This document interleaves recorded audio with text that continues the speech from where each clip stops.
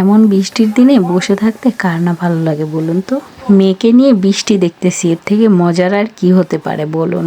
তারই মধ্যে বোনও সঙ্গে আছে, আবার কিছু কিছু খাবারও আছে। যাই হোক, এগুলো আমার বোন তৈরি করেছে। তবে শুনতেছি অনেক বড় নাকি ঝড় হবে, ওই জন্য অনেক ভয়ও করতেছে। আবার বৃষ্টিতে বসে বসে বৃষ্টি দেখতেছি, এই জন্য আবার মজাও পাচ্ছি। গেটের সামনে মাদুর নেছে তিনজনে চটপট করে বসে পড়া, তাও আবার বৃষ্টিতে। ভিডিওটি 2-1 দিন আগের, ভেবেছিলাম ঝড় হয় কি না, তো আপনাদেরকে জানাবো। সবকিছুই স্বাভাবিক ছিল, অনেকের আবার ক্ষতিও হয়ে গেছে, আবার অনেকের কিছুই হয় নাই। অনেক বাতাস হয়েছিল।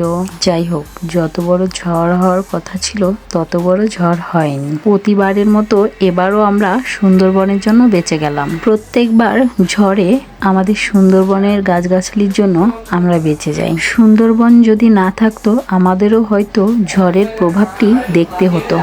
আমি খুলনাতে বড় হয়েছি, কিন্তু এখনো পর্যন্ত খুলনা সুন্দরবন আমার যাওয়া হয়নি। ইচ্ছা ছিল বিয়ের পর হাজবেন্ডকে নিয়ে যাব, তবে এখনো যাওয়া হয়নি। হাজবেন্ড প্রবাসী, তবে আমার একটি মেয়ে হয়েছে। যদি যাই আলহামদুলিল্লাহ মেয়েকে সঙ্গে নিয়ে যাব। একা গেলেই অনেক আগিয়ে যেতে পারতাম, তবে একা যাওয়ার কখনোই ইচ্ছা ছিল না। কেন জানি না, সবকিছুর উপভোগ হাজবেন্ডকে নিয়ে, ফ্যামিলিকে নিয়ে করব। এটা অবশ্য আমার বরাবরের ইচ্ছেই ছিল। একা মজার ভিতর কোনো মজাই নেই, ফ্যামিলিকে নিয়ে মজা করার ভিতর অনেক আনন্দ। অনেকের আছে একা একা সবকিছু মজা করার, উপভোগ করতে ইচ্ছা করে, বাট আমার একেবারেই না। আমি সব সময়ের জন্যই ভেবেছি, যখন যেভাবেই মজা করি না কেন ফ্যামিলির সঙ্গেই করব, ফ্যামিলির সাথেই কাটাবো সময়টা। এখনো পর্যন্ত অনেক জায়গায় ঘোরা হয়নি, আবার কিছু কিছু জায়গা ঘুরেছি। যাই হোক, আলহামদুলিল্লাহ, যেটাই ঘুরতে পেরেছি শুকুর আলহামদুলিল্লাহ। যাই ঘুরতে পারছি, অনেকে ঘুরতেই পারে। যাই হোক, মেয়েকে নিয়ে আড্ডা দিচ্ছি। যাই হোক, মেয়ের সঙ্গে মজা করতেছি। আমার ছোট বোনও আমার মেয়ের সঙ্গে খুবই মজা করছে। আমার বোন বলতেছিল বৃষ্টি হচ্ছে, এগুলা খাবো না তা কি কখনো হয়? আর আমার মেয়ে বলতেছে বৃষ্টি হচ্ছে মা, হাত খাবো না তা কি কখনো হয়? যাই হোক, আমার মেয়ে শুধুই হাত খাবে, আর আমি সেটা ধরতে ধরতে আমার জীবন যায়। বাসায় আম নিয়ে আসছে আব্বু, দেখেন।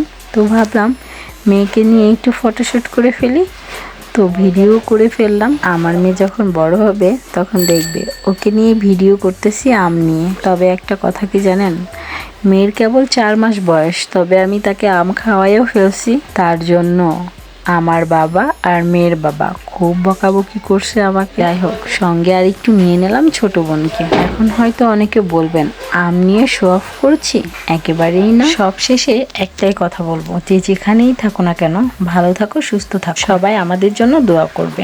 আমিও তোমাদের সবার জন্য দোয়া করি, সবাই যেন ভালো থাকো, সুস্থ থাকো। এখন আমের সিজন, আম সবার ঘরে থাকবে, এটাই স্বাভাবিক, কম বেশি।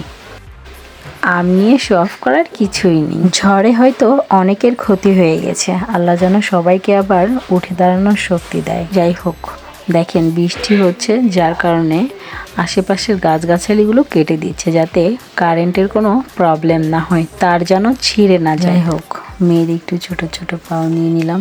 আমার মেয়ে যদি হাঁটতে পারতো হয়তো বৃষ্টিতে নেমে যে ভিজতো আর বলতো মা একটু বাইরে যাব, ভিজবো।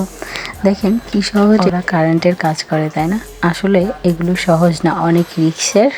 কারেন্টের কাজ করা খুব রিস্কের, তাই না? হয়তো অনেকে জানেন না। অতি সহজে দেখা যায় যে তারা খুব সহজে কাজ করে, আসলে কোনো কিছুই সহজ না। দেখতে মনে হয় সব কাজই সহজ, করতে গেলে বোঝা যায় কতটা সহজ কতটা কঠিন। এক কথায় বলবো, বাস্তব জীবন অনেক কঠিন।